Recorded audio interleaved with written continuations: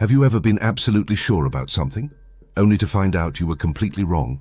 Maybe you remember the Monopoly man having a monocle, or the Berenstain Bears spelled with an E. You're not crazy. You might just be experiencing the Mandela Effect, a bizarre psychological phenomenon where large groups of people share the same false memory. But how does this happen? Why do our brains remember things that never happened? Let's uncover the truth behind how your brain creates false memories. What is the Mandela Effect? The Mandela Effect gets its name from a curious belief that Nelson Mandela died in prison in the 1980s. Millions of people swear they remember news coverage, funeral footage, even world reactions. But Mandela was released in 1990 and lived until 2013. This collective misremembering sparked a term for shared false memories that feel completely real. Examples that blow people's minds. Here are some classic Mandela effects. It's Looney Tunes, not Looney Tunes. Darth Vader never said, "Luke, I am your father." He actually says, "No, I am your father." Pikachu never had a black tip on its tail. The Monopoly man has no monocle. These examples aren't minor errors. People vividly remember the wrong version. So, what's happening? The brain is a reconstruction machine. Memory isn't a recording device. It's more like a puzzle your brain assembles every time you recall something. This process is called reconstructive memory. Each time you remember, your brain fills in blanks, blends experiences and updates details, often without your awareness. The result? Memories that feel real but aren't. Schema theory and mental shortcuts. We rely on mental frameworks called schemas to help us interpret the world. So when something fits a familiar pattern, your brain assumes details that were never there. For example, monocles are often associated with rich cartoon characters, so your brain might add a monocle to the Monopoly man because it fits the schema. Social reinforcement amplifies false memories.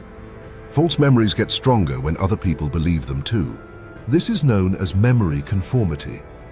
We adopt others' recollections as our own, especially in group settings. The more people who repeat the incorrect memory, the more legitimate it feels. The role of source confusion. Another culprit is source confusion, when you remember the content of something but forget where it came from. Did you actually see the Monopoly man with a monocle? Or did you just see a meme that convinced you he had one? When the line between fiction and reality blurs, your brain fills in the gaps.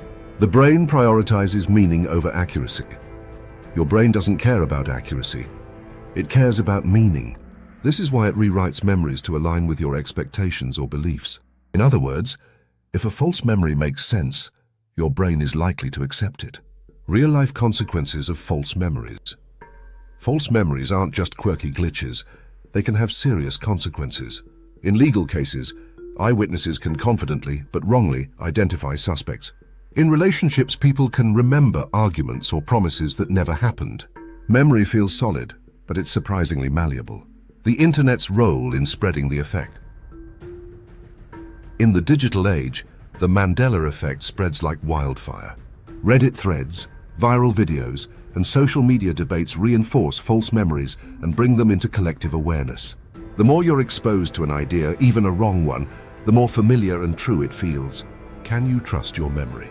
So if our memories can be this flawed, what can we actually trust? The key isn't to distrust every memory, but to remain aware that your brain isn't perfect. Memories are stories we tell ourselves. They're powerful, emotional, and sometimes completely false. The Mandela effect is more than a mind trick. It's a window into how the brain really works. What we know to be true might just be a mental illusion, shared by millions. So the next time you feel certain about a detail from your past, pause and question it.